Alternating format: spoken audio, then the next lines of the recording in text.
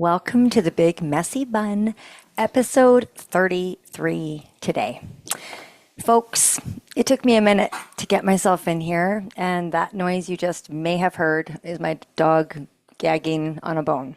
So we are kicking things off with Charlie gagging on a bone, and it's kind of good because I needed a little humor to kind of get the podcast started. So for those of you who might follow me on social media or know me personally, this past weekend, I went back to my hometown of Thompson, Manitoba. If you don't know where that is, Google it on a map. And I spent about 36 hours there. And while I was there, we had a celebration for my brother's life.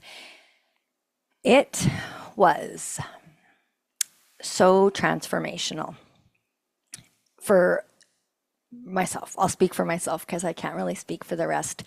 But we did hear a lot of really beautiful comments on it. This isn't going to be an episode directly about it, but there are some things that kind of came up. I will share part of what I shared at his service because I think it's important, and I bring all topics here. Sometimes I am super hyper excited, and other times I'm a little more somber, serious, but I'm here real, authentic as I can be. So here I am. It's Sunday. I record on Sundays. These come out on Wednesdays, and I am going to share with you a couple of things that I shared while I was there. So the first thing I'm going to talk to you guys about is about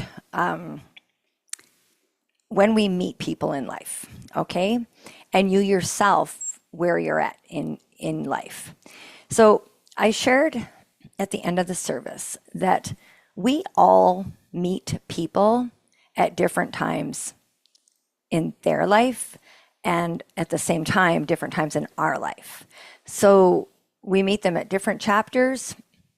I explained it like this. Some people we meet in the first few chapters of their life, and other people meet them in the middle chapters or the end chapters. And some people we know all of the chapters of people's lives.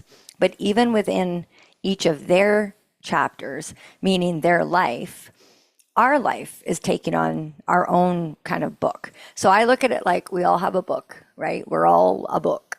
And we start chapter 1 and we continue until there's no more chapters to write about. Okay?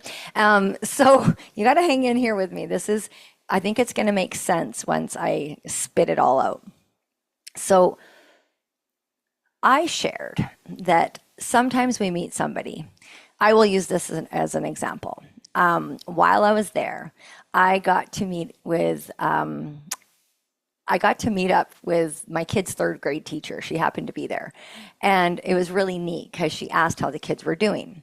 Now, that lady, she taught my children when they were in third grade. So she thought of them as their, third graders and how are they doing? And it was just a beautiful way that she asked me, like, how are they? She was genuinely interested, which was really special.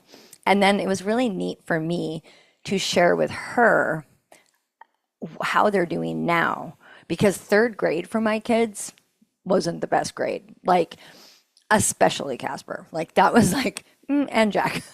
Danica, you did okay in third grade, but the boys, it wasn't your strong suit. It wasn't a thing. And when I shared with her how they're doing now, I got to kind of bring her up to speed on the chapter that they are now. But I'm going to share with you that while I'll use Jack, because I know this happened for sure with Jack, because I remember it clearly. When Jack was in third grade and didn't really enjoy school a whole lot, then got to about sixth grade, and he had a teacher that kind of worked really good with him and helped him sort of figure out, like, you got to get through school here, Jack. And then by eighth grade, it was again didn't want to be doing school. Sent him off to high school.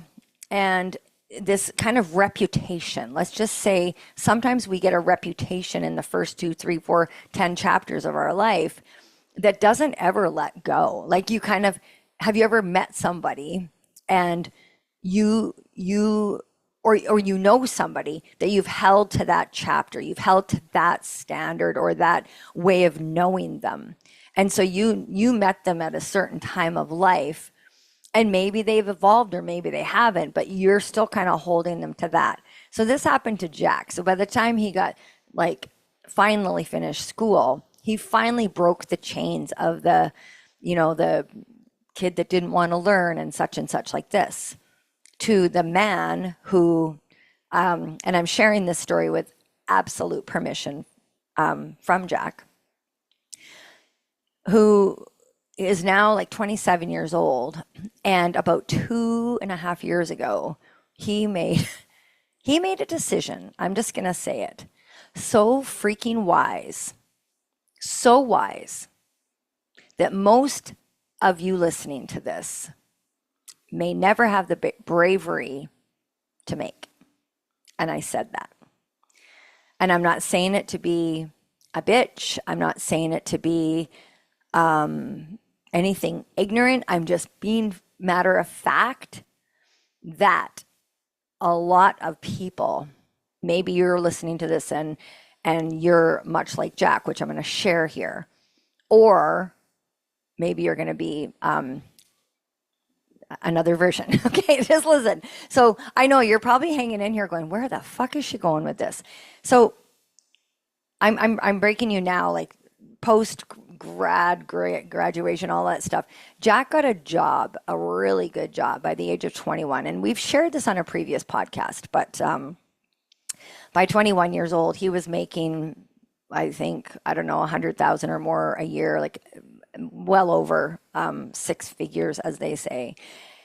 And it was mining, and it was in a fly-in, fly-out situation. And he was about 5 years into that job, roughly, 4 or 5 years into that job.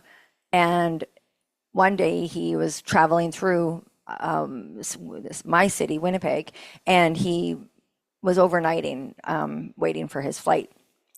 And he shared with me, he's like, Mom, I'm going to quit my job. I'm like, what? Like, now you have to understand, we have really not had a lot of the financial stuff, okay? And so when he said, I'm going to quit my job, Jack was making such good money, like such good money. And I was really like, yes, Jack, you're going to get ahead. This is great. This is great. He's like, Mom, my mental health is the pits. I hate it. I hate this job.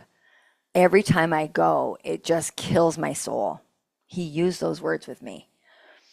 So I said, okay, can you afford this? Because like, listen, listeners, I know we have bills to pay. We have food. We need food. We have to pay bills. We have rent, whatever. I get that.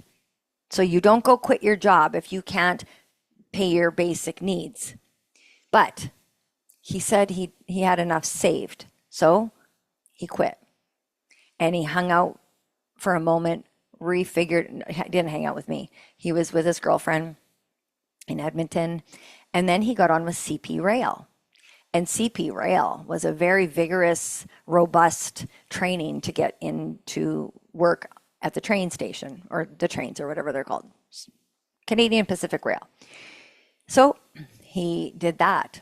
And it was really neat because it was a lot of hard training to get through there. And he did great. He got 100% on all of his exams, and he did fantastic. And then he was there about a year, and his brother, Casper, who is working now in Campbell River for the last, I just want to mention something. From mining to CP, he took about a $10 an hour pay cut. Like, he took a pretty drastic pay cut. So now he was making decent money again at CP. And then he gets called to go.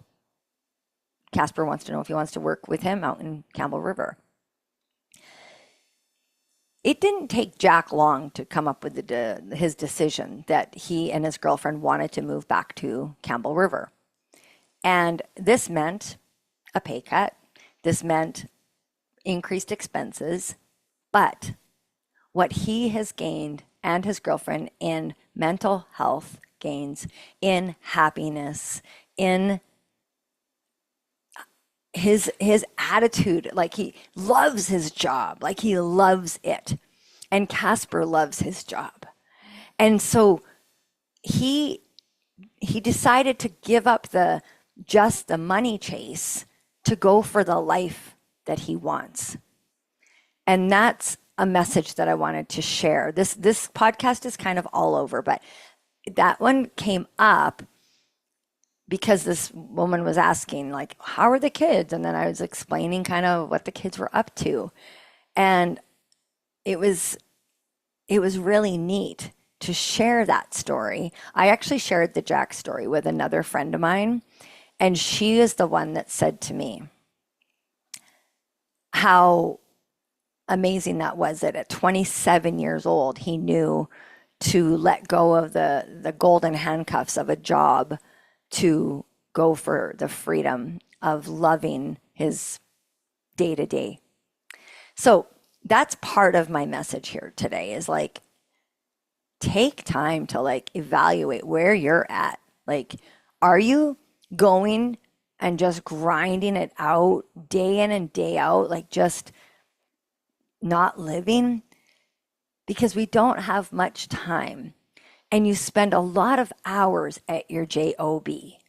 And so I think it's really important to really evaluate that stuff.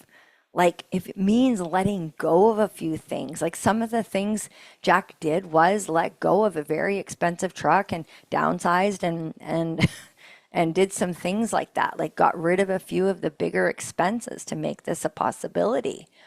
Like, if you look at your life, like we're all just like keeping up with the Joneses, or whatever that saying is.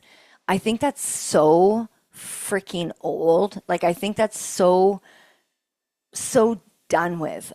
And I think your mental health and your physical health and spiritual health, that's the wealth, not how much is in your bank account.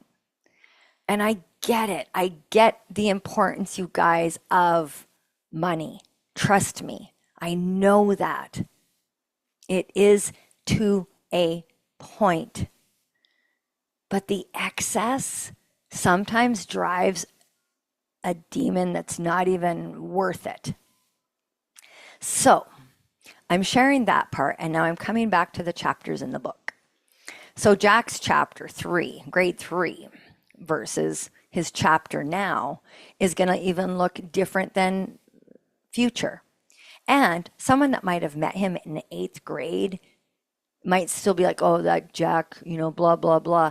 They meet him when he's 27, and they're still kind of judging him on that character. He's changed. He's evolved. But it's fair if you are someone, because I'm going to be honest with you, I did this with my own brother. And it was hard to share that, but I shared it openly at his service, that I was sort of stuck on a chapter with my brother, and I just wasn't able to see past the other chapters until this past weekend. And it was such a blessing to get to experience more of my brother and really relish in the incredible man that he was, by the stories that were shared and the experiences and the lives he saved. And because they entered his book at a different chapter, certain people were able to have a different experience with him than I was. That doesn't make me a bad person. I felt really guilty prior to going. And when I was hearing this outpouring, and then I realized I met him at a time, and that's where I was, and that's what I was going through. So if you're hearing this and this is resonating with you, like maybe there's someone that you are having a hard time with, but maybe they're okay in someone else's world. I truly just want to wish people peace, love, joy, no matter who you are. It doesn't mean we have to be pals and hang out and do shit together, but it doesn't mean I have to carry that ache within me anymore. And neither do you. So if you're listening to this and you are currently in your own chapters, in your own book, I want to remind you that you hold the pen in how your next chapters play out. Jack held the pen and changed the trajectory of his mental health by making a job change, a move, huge move. He holds that pen, and so do you. And you also hold you also have the ability, if you choose, to get to know someone at a new chapter. Maybe there was someone that you met in a season of life that was very difficult or challenging, or it wasn't the right time to meet that person or could understand them, but maybe you can now. Or maybe you're not wanting to, and that's okay too. There's no handbook of life, you guys. There's no right or wrong. But I will tell you this, that we evolve, we change, we grow. And as much as you are, so are the people around you. So if there's somebody that you're kind of holding to a reputation or one wrong that they did, think of Martin, who we had on the podcast a couple of weeks ago. Think of that. Could you imagine if he was held to that? And sometimes we put ourselves in that hold. Sometimes we hold ourselves prisoner. He was in prison. We sometimes hold ourselves in a prison of a reputation to uphold or a habit to keep doing. Maybe you want to break free from something. Maybe you want to change your chapters. Maybe you want to write it different for yourself. I don't know. There will be more to share about the lessons learned last weekend, 2 days ago. It feels like I felt like I was at a therapy session on the weekend. And it was just the most beautiful thing that could have come from something that was, losing my brother. It turned out to be the biggest lesson. Kind of like how Martin, I'm speaking to you, your lesson was what happened to those women in the crash, but you're evolving and doing their legacy work. You're continuing. And although my brother's gone, I am going to continue to grow and evolve and learn and be someone who doesn't hold people to a chapter. If they show that they've evolved, let them evolve, let them change. I want this to serve as, that does not mean I'm going to be, let's go lovey-dovey and all be friends and kumbaya and all that stuff. No. But I'm just going to be thinking a little differently when I see people out in the world and what their true story is, because we don't know. We never know what's going on behind closed doors. So with today, I want you to just go out in the world with a little more love for people, respect, courage. Be brave. Be honest. Be wise. Get yourself educated on things. Have humility. And be honest and truthful. So, with that, this is a wrap for episode 33 of The Big Messy Bun. I do need to shout out 3 new listeners because I stood in their kitchen and I told them, you follow this show, I will teach you things. So, Hank, Sophie, and Hunter, welcome to The Big Messy Bun. Thanks for following, and we'll see you next week.